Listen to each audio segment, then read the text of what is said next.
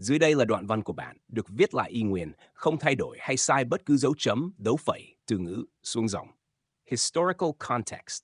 In Montauk Tower Honey Sao, under the arrangement of Tran Thu Do, the Li dynasty queen Li Chiao-huang abdicated to her husband Chan Cain, who became King Tran Tai Tong. The Tran dynasty officially replaced the Li dynasty. After officially taking power, the Tran dynasty made great efforts to consolidate internal affairs and end the separatism that had existed since the end of the Lai dynasty. By 1229, after Nguyen Nan died of illness, the opposing forces were basically eliminated.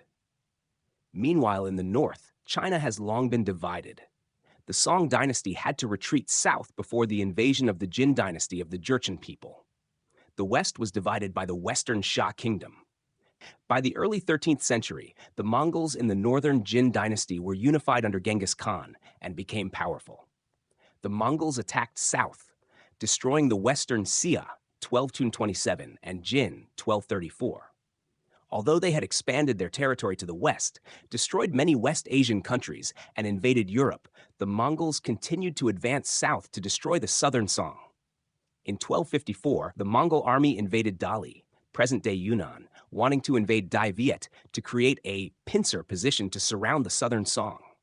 Mongolian diplomatic delegations were sent to Dai Viet to request to open a road for the Mongol army to pass through to Songland.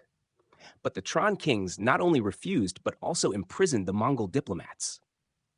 The war broke out in 1258 when Uryankatai and his son Aju led 30,000 Mongol troops and 150,000 Dai Li troops to attack Vietnam.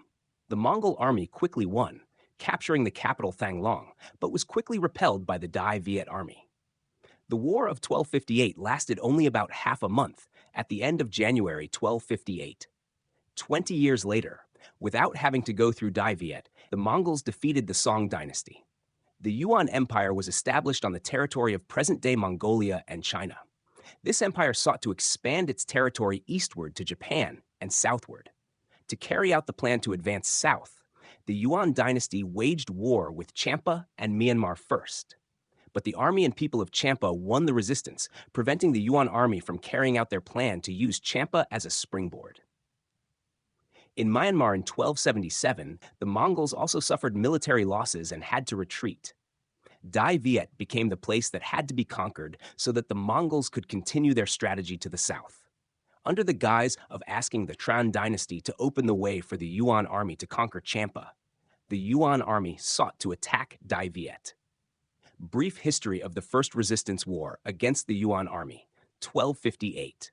In January 1258, Ngo Luang Hap Thai led 30,000 Mongol troops to invade our country. The enemy followed the Thao River and attacked Bak Hak Phu Tho. Then, when they reached Bin Leng Nguyen, Vin Phuc, they were stopped by the defense line of the Tran dynasty army, commanded by King Tran Tai Tong. Faced with the strong enemy, King Tran ordered his troops to withdraw from Thang Long Citadel along Tien Mac River to Tien Chuang, Hanam. At the same time, he called for the implementation of the empty garden, empty house plan. The enemy captured Thang Long Citadel, but there was not a single person in sight. They frantically searched and destroyed, but due to food shortages, in less than a month, the enemy fell into a dilemma. The enemy's physical strength was relatively worn out. Taking advantage of the situation, the Tran dynasty launched a major counterattack in Dongbo Dao, Hanoi. On January 29, 1258, the Mongol army withdrew from Thang Long Citadel and returned home. The First Resistance War ended in victory. Brief overview of the Second Resistance War against the Yuan Mongol army, 1285. In January 1285, Thuat Huan led 500,000 Yuan troops into our country.